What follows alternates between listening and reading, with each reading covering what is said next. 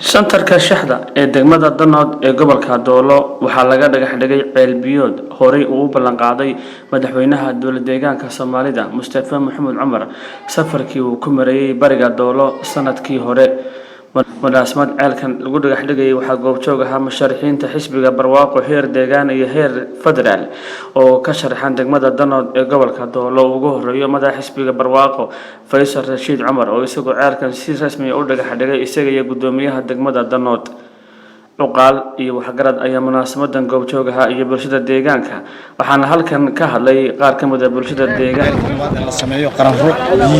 iyo tan hadda la dhagax dhigaya waxa la dhigi karaa dal aagaas oo 200 kilomitir jira oo garanaysa oo badan ka jiray bulshadeeduna ay dareemi jirtay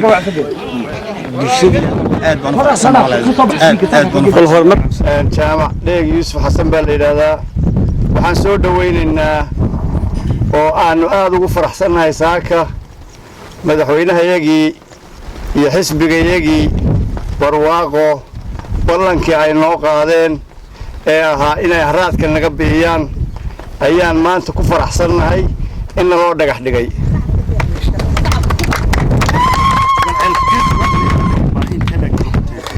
baahida aanu qabnay waxay ahayd horta madaxweyne soo mara kilka shanaad ee Soomaalida kii noogu horeeyay ee balaqaadkiisa aanu aragna weeye Mustafa hanolaada leena horta hanolaado ha jiro barwaaqa ha guulaysato ha jirto balaayada ka xijaabo dhinaca kale waxaa halkan si wada jir uga hadlay Caaqil Cabdilaahi Xasan Qambi iyo Caaqil Ismaaciil Xaaji Cabdilaahi Xaaji Cumar Camay weeye waana wixii aan Mustafa ku soo ballanay bay ugu horeeyaan waxaan ka soo maqlaa in yar waxyaabaha aan ka wadnay waa mahadsan yahay xisbigu waa mahadsan yahay dawladda Itoobiya waa mahadsan tahay madaxweynaha ka yahay Mustafa waan soo dhaweynaynaa xisbigana waa soo dhaweynaynaa isagana waa soo dhaweynaynaa alxamdulillah rabbil caalamiin rajada waxaanu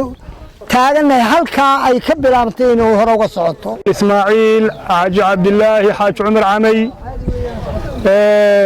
halkan waxaa lagu dhagax dhigay riigii Buuhoodle shaxda Buuhoodle santarkan iyo deegaankan uu u ballan qaaday madaxweynaheena sharafta badan mudane Mustafa Maxamed Cumar alxamdulillah waa uga mahad celinaynaa dhammaan xukuumadda deegaanka oo dhan waa uga mahad celinaynaa xisbiga barwaaqo waa uga mahad celinaynaa madaxweynaha waa uga mahad celinaynaa gudoomiyaha xisbiga Faysal Rashiid oo lafdhabarka waa uga mahad celinaynaa alxamdulillah dhammaantiin waxaan leenahay guulaysta madaxweyne noo ballan qaado oo fuliya waa madaxweynihii noogu horeeyay ha noolaado sidii loo sheegay rafaadkan u qabnay lama soo koobi karo baahida horta Allah baa saara tabantaabada iyo taakulaintana waxa iskale ummadda iskale bulshada iskale waxaan se Ilaahay ka rajeynayaa subxaanahu wa ta'aala waa riigii koobaad ee nolol ballan qaaday soo baxa inuu noqdo kii taabagala ee dhaxal reeba ee magac reeba ee mustaqbal reeba ee wiilkii gabadheed loo aayo ayaan rajeynaynaa insha Allah bismillaahir kariim inuu noqdo annaguna aan u ayno aanu dhulka ku foorarsano ka faa'iideysano oo aanu noqono beeralay noqono oo aanu beerihii tabcano oo dalka bilcdiisa iyo quruxdiisaba aanu muujino Cabdilaahi uu sheegay Ismaaciil Cabdilaahi Cumar uu sheegay baahidayadu waa ninkii la yiri nin kabaha u baahnaa ee la yiri maxaa kabaha lambarkee qaadata ee yiri lambar 1 ilaa 12 waan qaata baahidayadu waa 1 ilaa 12 biyaha iyo caafimaadka iyo wax kasta mar labaad iyo mar saddexaad waa mahad celinayna waxaan ka mahad celinaa dowladda deegaanka Soomaalida xisbiga hawsha wata annagoo kamida annagoo ku hadlana afka dhalinyarada waxaan leenahay Ilaahay subxaanahu wa ta'aala haydin barakeeyo haydin guuleeyo haydin soo saaro waadna anfacdeena waa sida caaqilku sheegay leedinka afriyo leedinka afqa xisbiga barwaaqo Faysal Rashiid Cumar ayaa ugu dambeyntii halkan ka hadlay waxaana hoosta ka xariiqay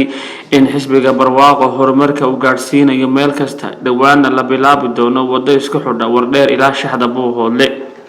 xukuumadda iyo xisbiga barwaaqaba in annagoo ka duulayna baahida waxa weeye shacabku ay qabaan in laga jawaabo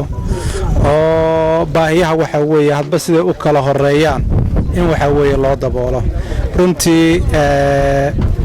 riigani waxaan isleenahay waxaa ka faa'iidaysanaya bulsho aad u fara badan iyo xoolo aad u fara badan baa ka faa'iidaysanayaan isleenahay waad ogtihiin deegaankan waxaa weeye inay ceelashu aad ugu yaraayeen abaara waxaa weeye isdaba joogna deegaankan uu ka dhacayay harraad fara badan iyo biyo la'aan fara badan ay ka jirtay dhowr boqoloo kilomitir waxaa weeye biyaha looga soo dhaaminay looga safrayey dareenkaasi waxa weeye dhibaatada waxa weeye shacabku ay qabeen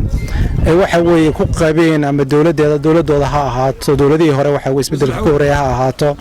ama waxa weeye laamaha kale waxa weeye khusaysaga ha noqotee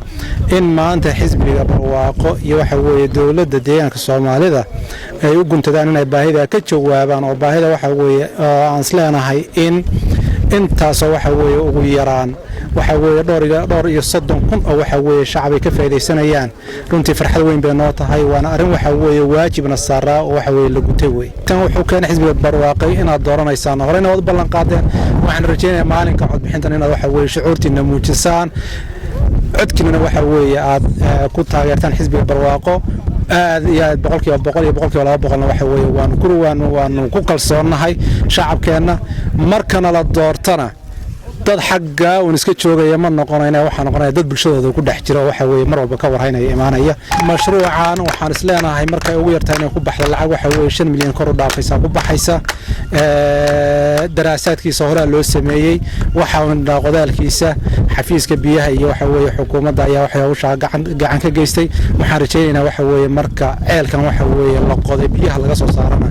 in waxyaabihii kale u baahnaa keesinadii iyo waxa weeye baabiyadii wixii loo baahnaa in la dhameystiro biyo gelinta waxa weeye looga faa'iideeyay magaalada waxa weeye magaalada shaxdana waxaan rajaynaynaa inay noqoto meel waxa weeye